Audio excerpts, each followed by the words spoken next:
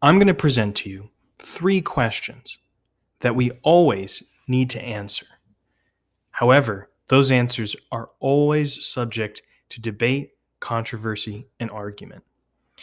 We need to answer these questions because they're part of practical life. So, first, I'm going to tell you what those 3 questions are. We're going to talk about each one, some of the various possibilities for arguing through a couple examples, and then why these questions come up so often. So, first, what are the 3 questions? You can frame them in a number of ways, but I'm going to say, what is important? Who or what is responsible? And what is good or bad in a situation? So those questions, what is important? Who is responsible? And what is good and bad?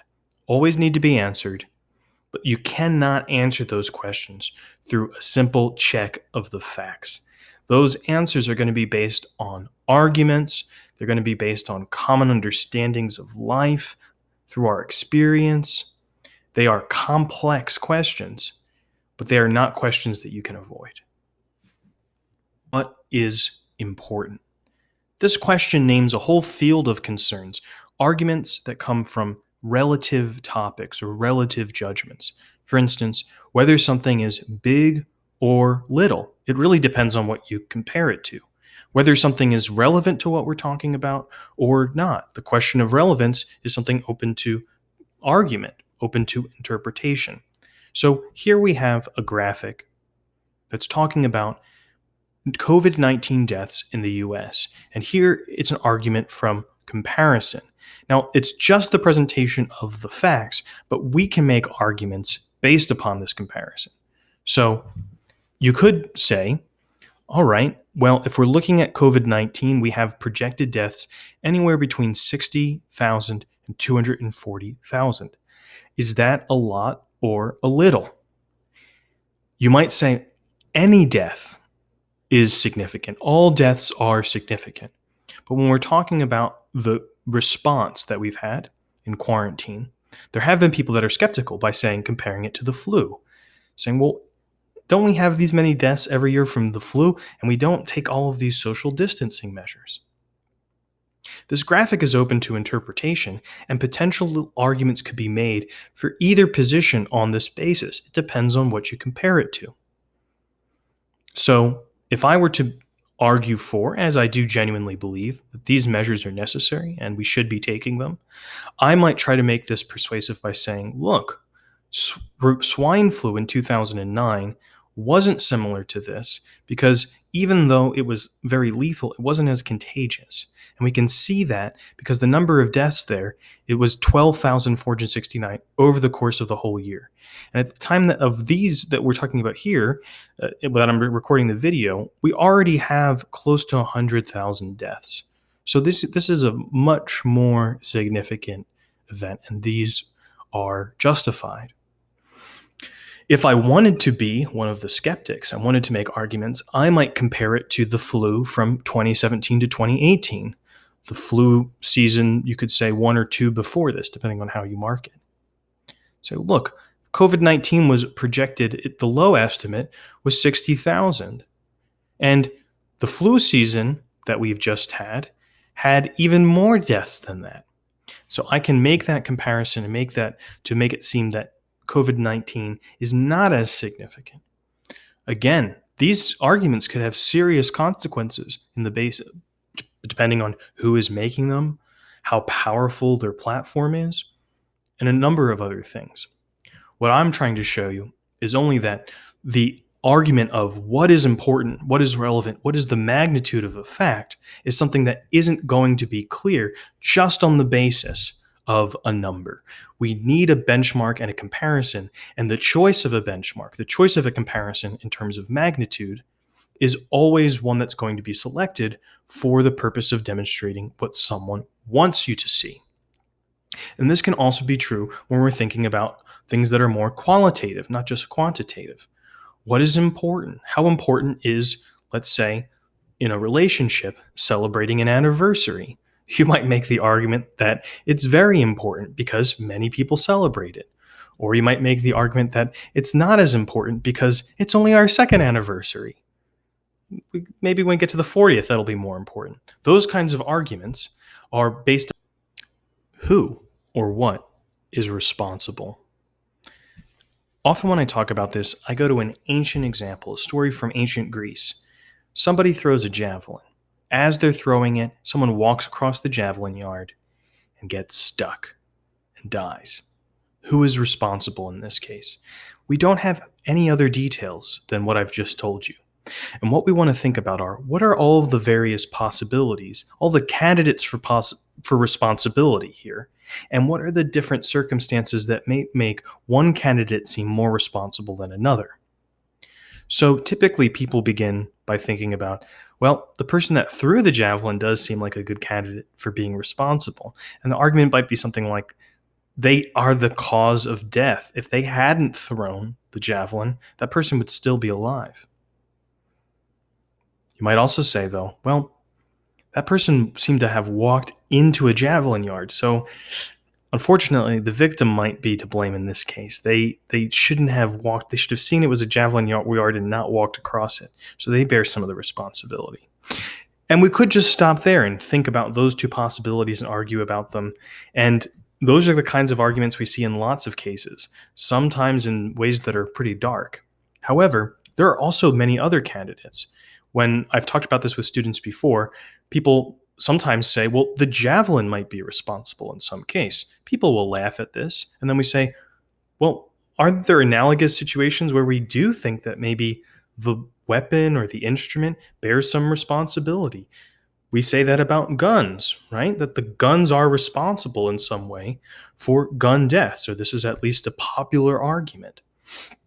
People might say, well, what about the coach? The coach of the javelin thrower might have some responsibility because they didn't train them well enough to avoid this kind of a situation. Or the owner of the javelin yard, they should have roped it off. And then we begin to see an interesting feature of responsibility. It's not just about what did happen, but about counterfactual arguments. What ought to have happened that didn't. And many of those arguments are going to be arguments that bear a lot of weight in certain arguments about responsibility. If you say that someone was negligent, it's because they didn't do something that they were supposed to do.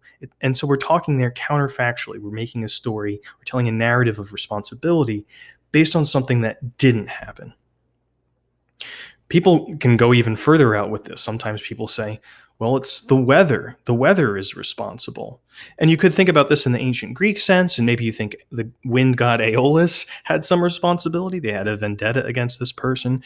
But there's another interesting argument here, which is if it was the weather conditions, and we think about it from our more modern point of view, it was just natural, or even it was just chance. And those are interesting forms of responsibility arguments because they're kind of the null hypothesis, you might say, of responsibility. When we argue that something is natural or something is chance, we tend to be absolving other candidates of responsibility from responsibility.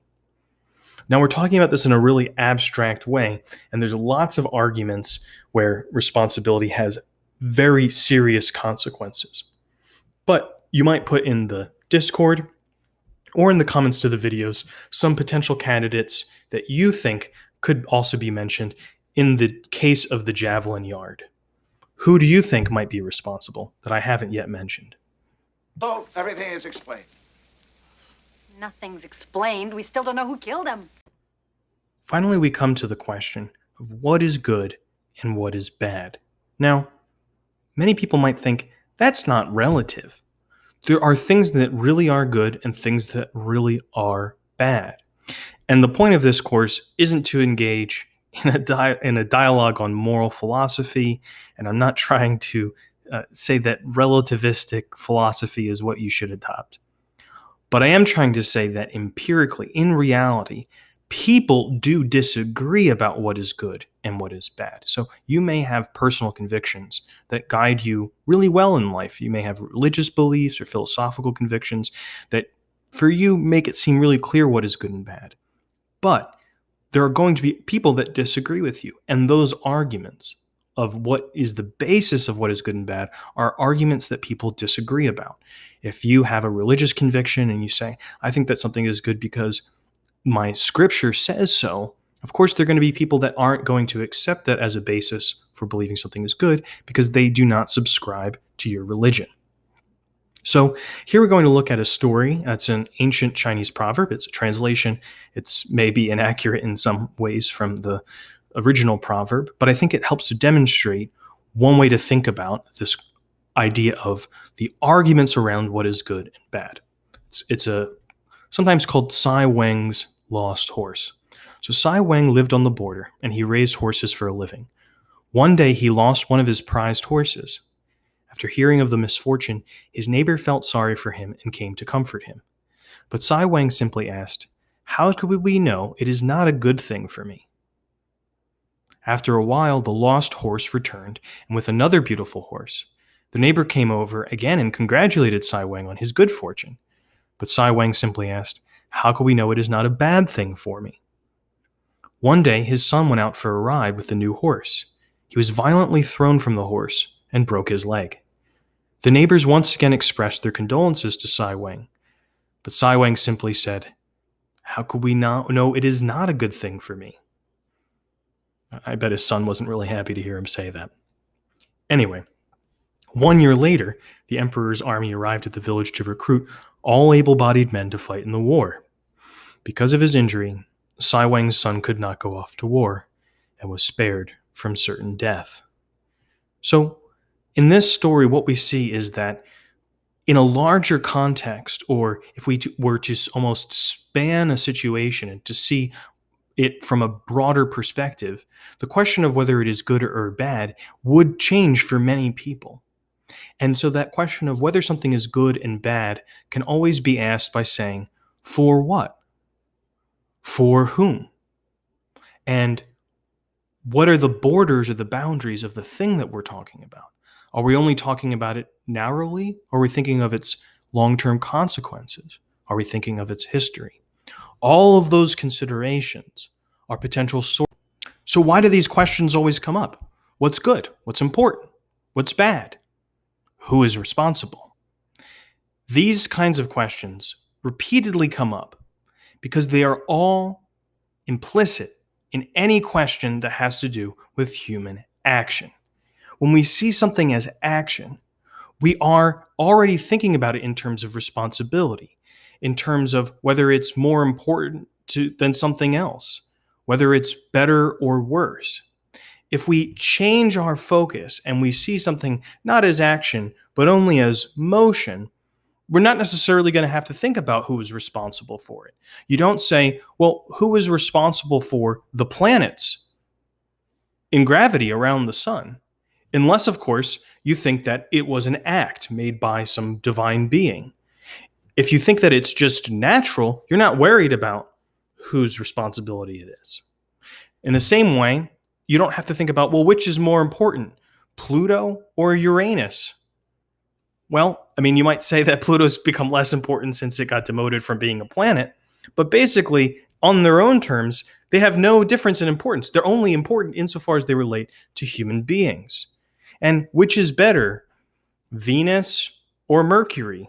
For what? For whom? It only could be better if we're thinking about it in terms of, well, for terraforming or for human life there. These questions don't come up if we just think about things as natural objects. These questions arise when we are considering human action.